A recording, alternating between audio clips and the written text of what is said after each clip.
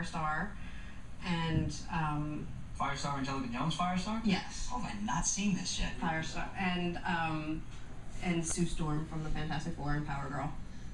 That's cool. So, but I mean, Calm down with the Power Girl thing. Rogue, Do your best. I like to wear my Rogue outfit a lot just because I keep my hair that way, so I don't have to wear the wig. Yeah, I see the brown and blonde. But yeah. Good show. So I mean, but every year I'm adding something new. So for New York Comic Con, I got to be Amazonia from Love and Capes. I'm not familiar with the character. Love and Capes is now with IDW, so I know we're going to be talking about IDW soon. And my friend Tom Zoller is the creator, he's the artist writer on that. So I got to dress up as Amazonia. Is it Love and Capes? Oh, Capes. Oh, Love and Capes. Loveandcapes.com. So that's what I did for New York Comic Con. And I got to spend, a few hours as Firestar at the Marvel booth. That's really cool. Firestar was always one of my favorite characters because it was Amazing Friends. It was the Amazing Friends, yeah. I mean, it's fantastic. That's why I love it wearing the outfit. Because You dress up as, right? Yeah. Well, I made his outfit. Right. Stay out of my closet, remember? It's fun. Now, geek moment, do you actually have an Iceman and a Spider-Man to go along with you for that costume? I did once at one of the New York shows. The first time I wore it, there actually was somebody as Iceman, and there's always Spider-Man. Yeah. There's always Spider-Man. It's never a hard time fighting Spider-Man. But yeah, when you can. I think I remember that guy as Iceman. He was running around in pretty much his underwear. There's been two. I've seen somebody who did more of the animated version where he did the blue body paint and the shorts and the spiky hair, but the guy that I ended up with did more of a spandex version, and he had more like a molded mask and everything to look iced up, which was just phenomenal. So he put a lot more time into it than just taking his clothes off and painting himself. Yeah, I mean, and it's hard. I mean, the body paint's not easy anyway. So I mean, if somebody goes the body paint route, that's a tough thing to do. But I end up meeting a lot of great people because of the superhero costuming forum.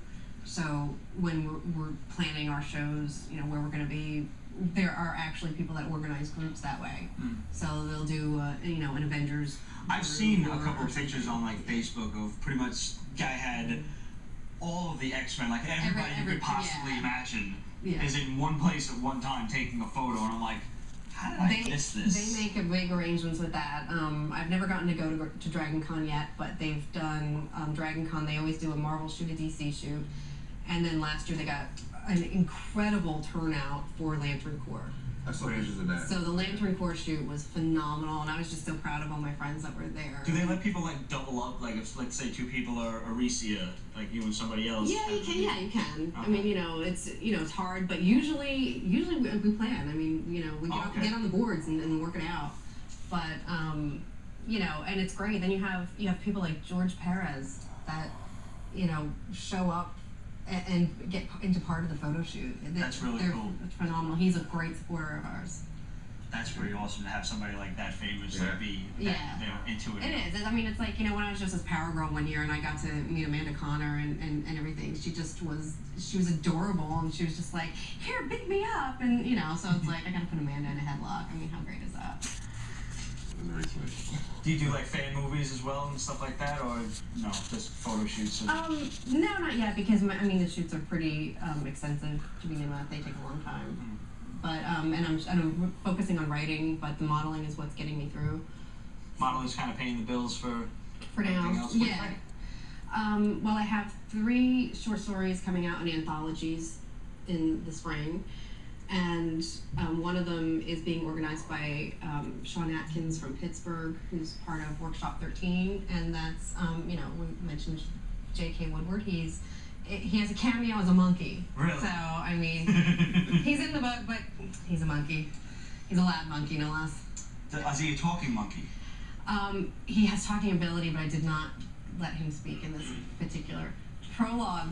I'll have to expand the story for that. Is he upset by that at all? Like that he didn't have a talking role? He might be, but that's only because you don't get to talk in my comic if you're not talking on the show. We'll have to work out a trade there. I'm trying to get into Bete Noir in Fallen Angel, and he's worked his way into my sci-fi. So overall, tell us what the comics are about. Well, this particular one is about a scientist who is very overworked, and he has to come up with a cure for obesity, so that this evil empire conglomerate pharmaceutical company can make billions of dollars. And so he's testing on lab monkeys, and I'm really conscious of animal rights, so I just kind of threw that in there, and I named all of my monkeys after my friends. So, what better way to honor them? And then I've got another one coming out from my class with Andy Schmidt, which is sort of like, it's called Holyoke, and it's basically like if you took Sabrina the Teenage Witch, but she was a little bit older. Mm-hmm. So it's sort of like a cross between Sabrina and Zatanna and, Bewitched, that sort of environment. And then I've got one that's called Tori Bryn Teen Detective, and that's like a Nancy Drew story based on my friend's daughter and my niece. So they're just like two really sweet girls, so I kind of just made a little high school mystery story. And so now these are coming out sometime around. I'm shooting for April, but it could be. And these coming out, they being published, or are they coming out online? They'll be published. Yeah, they'll be available. I'm definitely hoping that one or two of them is available when I hit the CGS Super Show at the end of April. Mm-hmm. Oh, cool. Let us keep in touch. Let us know when they're coming out, and we will release your mom. We promise. And, thank you. Hopefully we can get you back on the show. Thank you. The JK Monkey one. That's called Slim and Posh. Slim and Posh. Yes. I'd like to see more of that, actually. There will be. I have been asked to continue the story of where did the monkeys end up after the story. So we got enough of monkeys down here. I could turn you guys into monkeys. I could totally turn, or rats. Would you rather be rats? It could be. Can I be a wombat? Just because it's different. Is it different? Do they test on those? I don't know.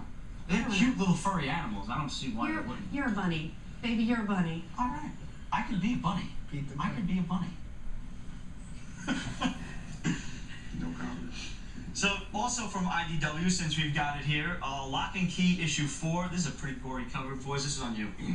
Lock and Key is Joe Hill's book series. This is what, his third or fourth meeting in the Lock and Key series? I want to say third. Yeah, it was the first one, Crown of Shadows. First one was a graphic novel, and then it was. Anyways, this is issue 4 of 5 or 6. I think 5. And this finally gives answers to a lot of questions we've had, like which key in particular he wants, and why does he want it? The black key, right? And why is the main villain so fucking evil and twisted? And it's a really good shit. If you're not picking this up, you should definitely pick up back issues or trades. And what it is, I don't know how often we've talked about it, but there's the key house is. Yeah, it's like a house, and there's keys for particular things. One key can turn you into a ghost. One key can open up your head and see what memories you have and take one out. Things, put stuff in and stuff. So. Now this series has been going on for a while now, hasn't it? This isn't just like the 4th issue and seeing the. No. This is a couple years. Part. Yeah. And apparently in 15 issues it's all over. Yeah, they go kind of. It should be. I like the fact that. I think it was picked up for a TV series, wasn't it? I heard there were mumblings of that. Yeah. So let's hope it doesn't get fucked up. Well, they did Walking Dead, right? Why couldn't they do this? Because it wasn't AMC that picked it up. Uh-oh. I definitely know that much. What was it? I think it was Fox. FX does good though. If it's FX does good. Yeah. But they are working on some merchandising as well, and actually mass produce the replicas of the keys. Oh, that's pretty cool. So you just have to kind of keep your eye out for that. Cool. Maybe next week we'll have.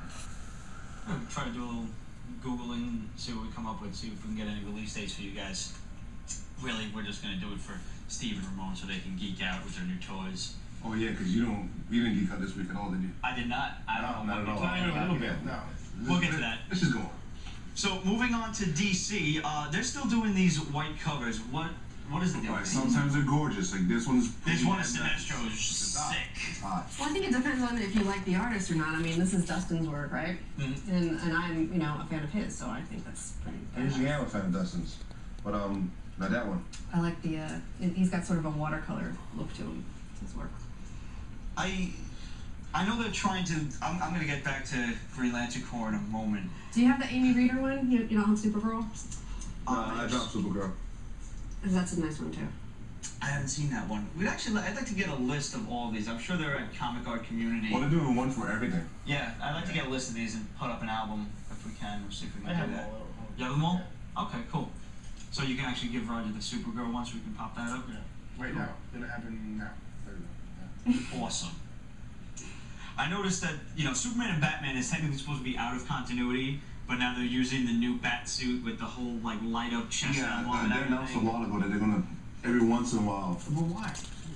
Every once in a while, they're going to just throw That's Superman and Batman continuity. into continuity. But why? Kind of like they did with very Black Knight. weird. There's no need for it. This is a good book under most circumstances because, like I said, it's usually out of continuity. Right. You don't have to worry about things getting muddied up, and you can just enjoy a good story with the two characters. Yeah. But sometimes, they tried it with Blackest Night, and they did it with one of the other. I think they did it with Final Price shit. Maybe it was. Or this? Yeah. Yeah, the first arc to introduce Final Crisis. Yeah, they did was Black in Knight. here. There's a couple Did of you words. purposely say Christ shit? Yeah. Oh, okay. I was just don't even wondering. acknowledge that. But this is a book that you Don't get me started on Grant Morrison. Yeah, please don't. No. Oh, God. don't even mention the name. I'm gonna Him, Leafield, the clones, just don't go there. I can deal with Liefeld now. Liefeld is off my shit list For how long though? until he fucks up. Until he draws Batman with 80 pockets. Next week. 10 minutes from now. Batman's destined to have that many pockets. Very true. But he can have a utility belt on his leg, maybe one over his shoulder and shit. That's when they do the Smallville version. Oh god. Utility neck brace. That's gonna happen too. I'm sure it is. But no, Liefield's been on my good list ever since the Spawn 200 cover from last week. It's been 1 He's week. like, I was gonna say, based on one That's a lot for 1 week. It's Rob Liefeld, for God's sakes. That's a lot. 1 week. Moving along. Moving, yeah. Basically, if you're not reading Green Lantern Part, I don't know what's wrong with you. Why don't you tell me about the Weaponer, and is he worth your time? Actually, I think he's a pretty cool villain at this point. He's got some kind of White Lantern-esque power. He's using the energies from the White Lantern and making various weapons that can basically kick the shit out of anybody with Well, power. why is he- Weapons? What? The Weaponer has The weapons. weapon, yeah, well, he could use a better name, maybe. yeah, maybe. He looks like a bad Eric the Red, like you're just waiting for him to conquer America. Yeah, his is But I noticed the armor on Jon Stewart had lantern battery licking shoulder pads. I mean, how necessary did we need to go there? Well, Jon Stewart was, I think he was an ex-Marine, or maybe he still is a Marine. So he needed his Marine. armor shaped like Everything power they batteries. do with him looks like something out of Yeah. a soldier's war, pretty much. Mhm. So, and pretty much. But I just think that the design extent of that armor was as bad as adding little S shields to Superman Returns' outfit. I mean, I just think at some point, just design armor. and stop putting the little And lantern stop symbol putting- everywhere. Yeah. I concur. I agree. Yeah. They do kind of do it everywhere, though. I mean, the only thing we haven't seen is a big old ring on Hal Jordan's fist at this point. The big fist that he does to hit everybody with. Oh, okay. There's no- Because he does have a ring. There's no ring It's there. on his- I meant But on the on the fist. construct Yeah, of the no, ring? Yeah. Doesn't matter what it is. On the construct. Fist. She called it a construct. She did. She's a geek. Yeah, she is. She knew that word. Geek with boobs. A geek who boobs? Geek with boobs. Oh, I heard who. Never mind. Econ boobs. This is why you don't drink. That's exactly what you This- drink. It's a big day here, isn't it? It is. You're absolutely right. It is because I'm not sure if I ever told you guys, but as a matter of fact, this is a big day for me because today I think is one of the first times that I've been able to combine all three things that I love the most in the world, and that is TCP. It's Tits, Comics, and Pizza.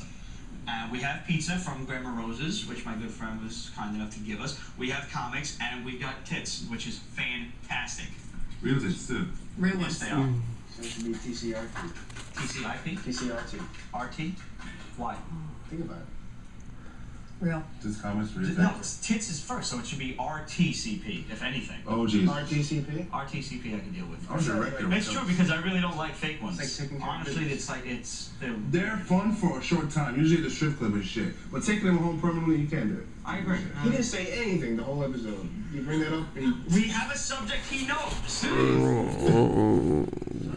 I feel honored. so this is what, 500? Iron Man number 500. I picked up the halfway decent cover. The others were kind of boring. What's it More about? expensive. Was it about? The only good, Maroon's right, the only good cover was the Marco Djurjevic cover, and that shit was $45, and I'm not spending that. The fucking Spider-Man covers that